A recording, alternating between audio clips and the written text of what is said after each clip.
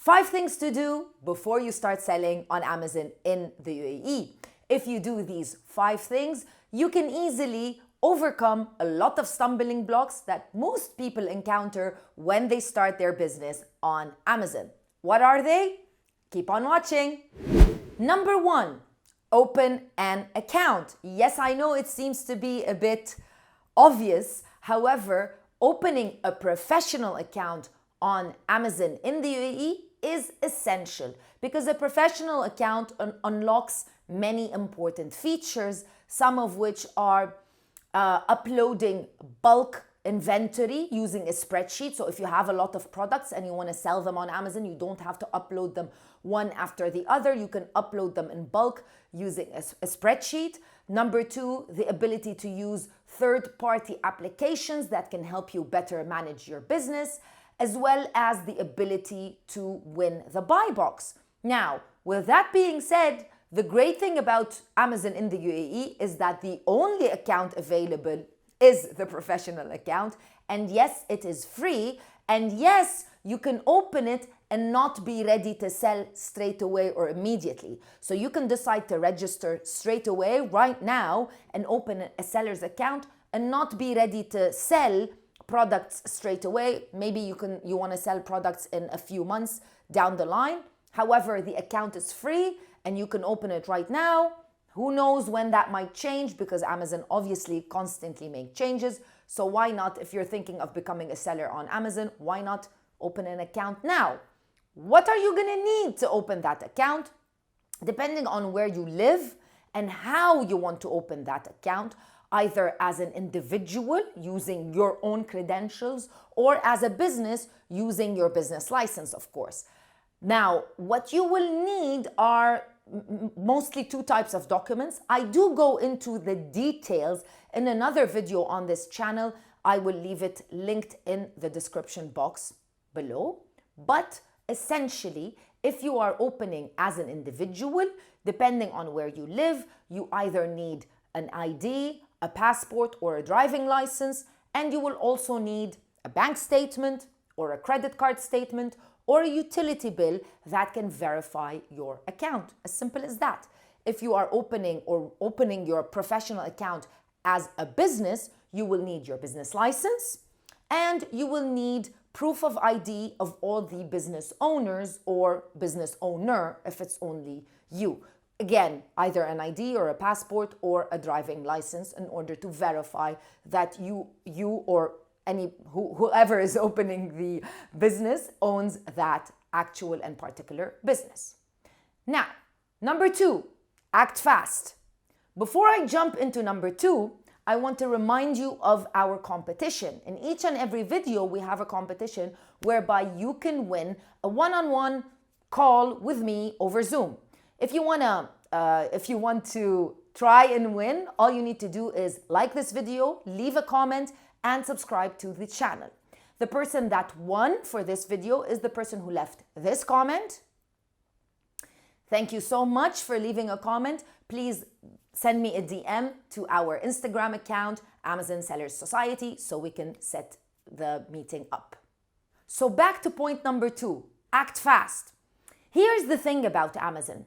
They are constantly changing the requirements, and you need to act fast before they change any requirements. However, the reason why they change these requirements is only to make things better for you and harder for people trying to sell on Amazon as illegitimate sellers. So they're raising the bar higher and higher each time they make these changes.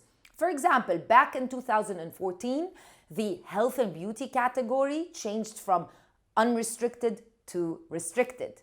In 2016, it became not possible for new sellers to send their first ever shipment to the FBA warehouse in Q4 because Q4 is the busiest time of the year. In 2018, all products that included a plug-in charger, either the product itself, if it had a plug-in charger, or if you were selling a plug-in charger in and of itself, also you require pre-approval or additional paperwork in order to sell that product as well. Now, obviously, ever since Amazon in the UAE launched in 2019, so many changes have occurred. But if you are already selling on Amazon and these changes happen, you tend to fly under the radar, which is fantastic for you, but not good for anybody else that is going to join Amazon after these restrictions or after these changes occur. But think of it this way: if you act fast and you start now, you will not be affected by any changes that Amazon make. And always remember, Amazon make these changes in order to make the platform harder and harder for illegitimate sellers, and that only makes it easier for you to compete with other sellers as well. Number 3, pick your Amazon business model. There are a lot of business models that you can choose to follow or pursue when you create your business on Amazon. And you don't have to use one, you can use whichever, you can use multiple. But what am I talking about? Basically, retail arbitrage, wholesaling, private labeling, FBA, FBM. These are all considered business models. There are pros and cons to each, and it's up to you to choose whatever works for your time and your money or investment that you are willing to make on your Amazon business. For example, FBA is definitely the most easiest because once you set it up, it just works automatically. When you get a sale, the FBA team handle your picking and packing, and they send the products over to the customer. So many pros to that. However, the con would be that it's more expensive than doing it yourself. Retail arbitrage, fantastic if you have a small startup capital in order to start your business on Amazon. You don't have to create a product. You just find a product that is successfully selling on Amazon and find people to find suppliers. You can even find suppliers in the UAE. You don't have to start with a big amount of money. You can start with a small overhead, with a small investment, and start selling straight away. And private labeling, definitely one of the most interesting business models because you can create a brand and start selling it on Amazon. That brand is totally and 100% yours. You can create and handle all the imaging, all the messaging of that brand. You can grow it, expand it, and sell it. So private labeling is fantastic, but of course it costs more and it needs more startup capital to start such a business on Amazon. So pick and choose definitely which business model you want to pursue so you have an idea as soon as you register and as soon as you start selling on Amazon. Number 4, manage your cash flow. Now, cash flow might seem a little bit intimidating, but essentially all it means is that you need to manage your money or your cash when you start selling on Amazon.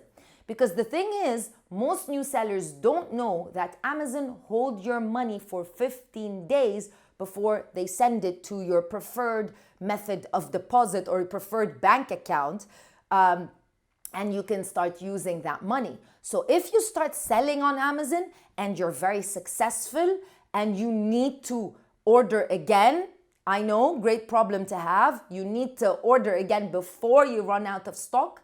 If your money is tied up in Amazon, you need cash basically. So you always need to manage your money, always need to have some cash flow in order to be able to reorder. Now, if you're doing private labeling, of course you're gonna need to manage or to set aside a bigger amount of money to be able to reorder as soon as your product starts selling, especially if it's very successful. Fantastic problem to have. However, if you're doing retail arbitrage or wholesaling, maybe you can get away with just setting aside 2,000 dirhams or a smaller amount of money because you can order smaller quantities instead of ordering a big quantity if you are doing private labeling. No matter what you choose, you need to always have a way of being able to manage to have additional cash at hand or savings at hand in order to keep your business running and never run out of stock and have to wait to get your money from Amazon in order to reorder some products again, and then you're gonna have to start all over again. So make sure you have a plan or you have a system, you have some savings set aside, maybe you want to use a credit card. No matter what you want to do, make sure you manage your money or you have a plan for your money as soon as you start selling on Amazon. Now, number 5, set aside some time. This is the last point, and it is also very important. Once you start your Amazon business, of course, you need to set some time in order to manage it and grow it. So you're gonna need around an hour every day in order to manage your business, to check on your orders, to check on your ads, to maybe follow up with any emails, any problems that are occurring in your business. So you need around an hour to just basically manage your business. However, you are gonna require some additional time every single week in order to grow your business, because that's part of selling on Amazon, growing rather than maintaining your business. That's the ultimate goal. Yes, of course, it's a little bit tough when you have a full-time job and you're doing the Amazon business on the side. However, that's the rite of passage for any entrepreneur or any business owner. And I promise you, it will be very much worth it once your Amazon business expands and becomes as successful as you want it to be. That's it for today. Thank you so much for watching this video. If you found it helpful, make sure you leave me a thumbs up. Any comments in the description box below or any thoughts.